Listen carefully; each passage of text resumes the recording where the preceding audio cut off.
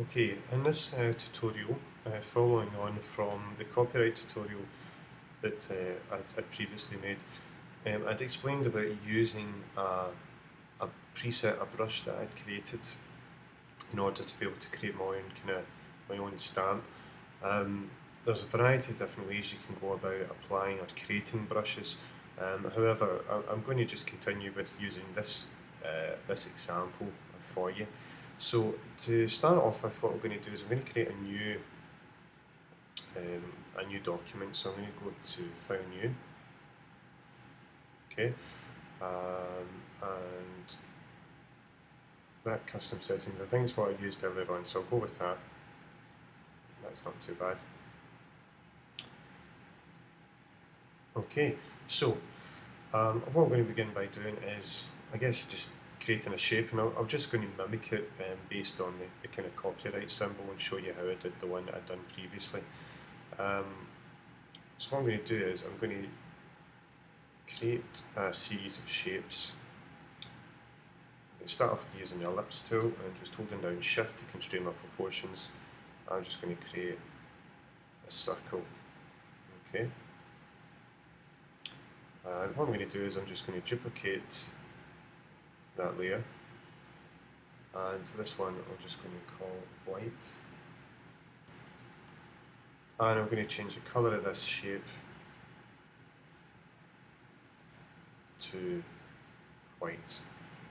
Okay, now I'm going to transform that because I'm going to cut away from this to make a kind of donut shape. So first thing I need to do is resize it. Now if I hold down Shift, I'm constraining the proportions, but if I hold down Shift and Alt, what I'm going to do is I'm going to end up resizing the object from this center point. Okay, so something like that. I'm happy with that. So if I tick that, that's cool. And what I'm going to do then is I'm going to rasterize the two of these layers. I'm going to convert these to being bitmap objects instead of being smart objects or vector objects rather. So rasterize those layers, which is just now going to flatten them into two separate images. And whilst they're both selected, I'm going to merge those two layers to create this one shape. What that's going to allow me to do is delete the white in the inside. I'm just using a magic wand tool to select that and just hit delete, and that's it gone. Okay, just deselect that.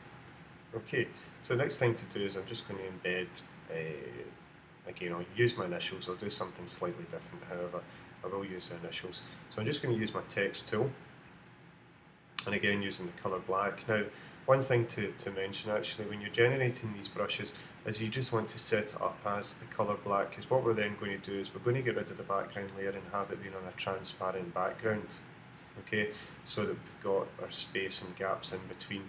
And then when we define a brush preset, when you go to use it later on, once you've got the brush like you would normally use a brush, you define the colour and it will change. It will select everything that you have and change it to black. And I'll show you an example of that in a minute.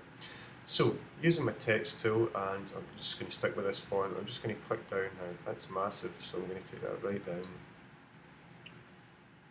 500.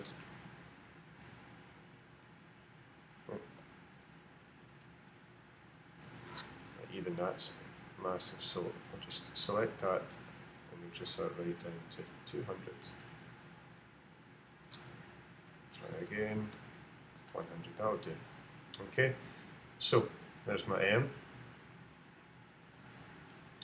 I'm just going to duplicate this layer and move it over.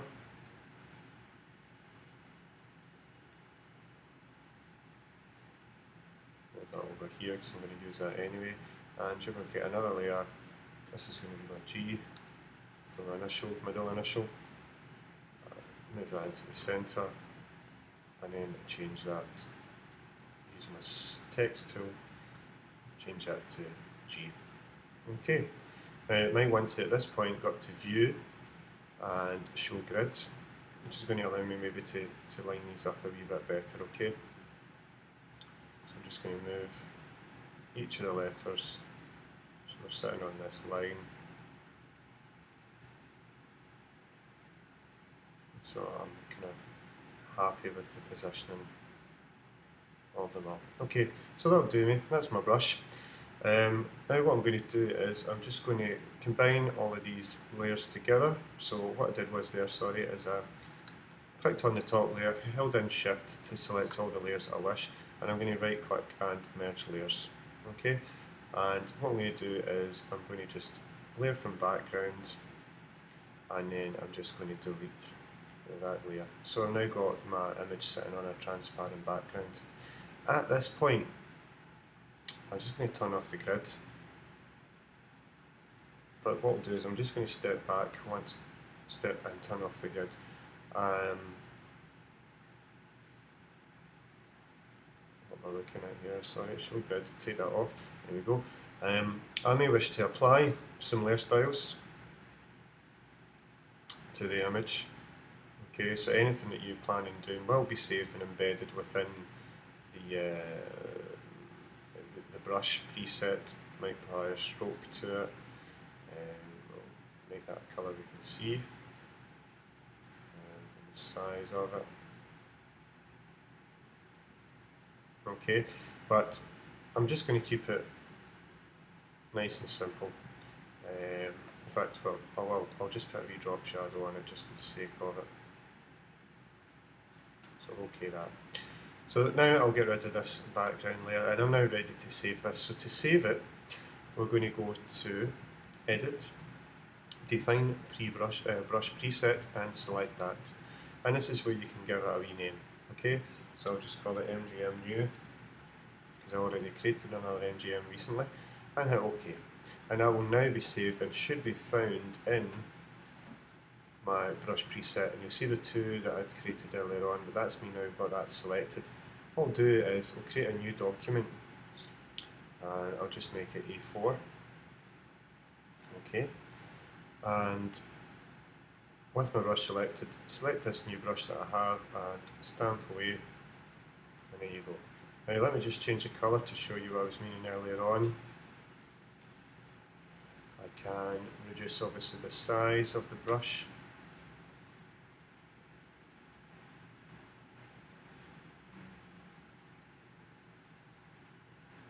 What I'll do is I'm going to make a new layer. I'll just make this slightly bigger.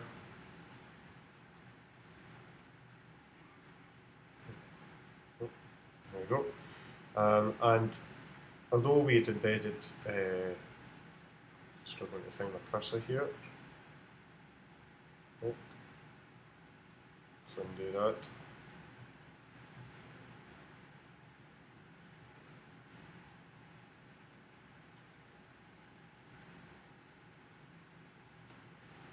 And the video is causing some glitches here. I'll just reduce the size of my brush. Just make it easier for me to. There we go. Let's just delete that layer and I'll try again. So create a new layer and increase the size of my brush.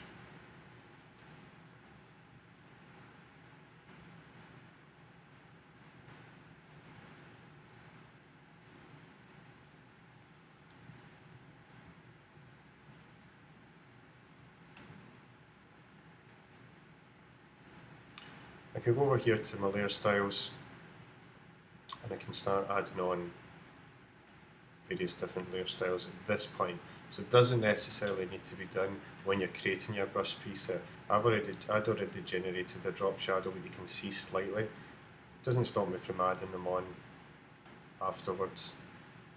And you could take that forward and it could be your own kind of custom copyright symbol which you intend to use for all of your work.